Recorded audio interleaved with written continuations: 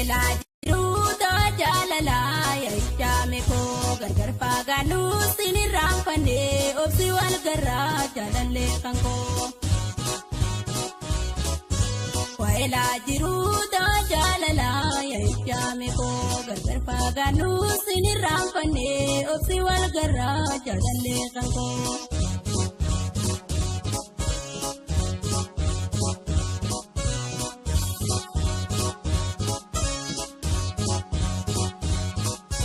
Yadamee hangoo kan si jalu kophaa si dhiisee si firaan taruu malingoo daree dirqamaa jiru gargar nuu hiree obsiin hin dhufaa maamillee turuu.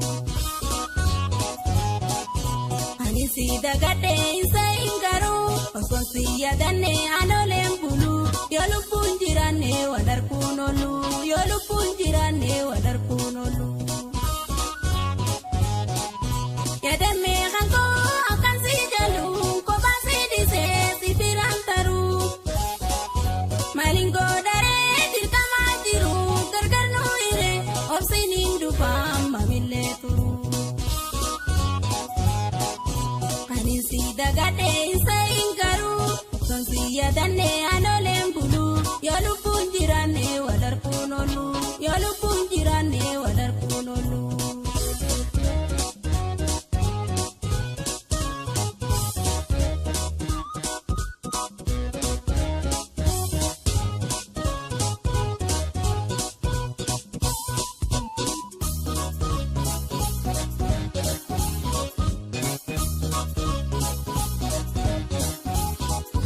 Waa'elaa jiruuta jaalalaa yaa'ichaa koo gargar fagaanuu sinirraan fannee obsi wal garraa jaalallee kan koo. Waa'elaa jiruuta jaalalaa yaa'ichaa koo gargar fagaanuu sinirraan fannee obsi wal garraa jaalallee kan koo.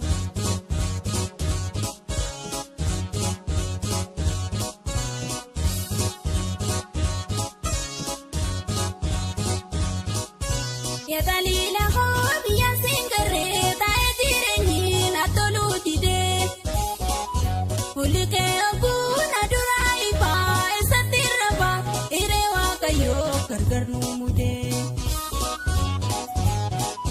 yookaan yaada fagoon bara.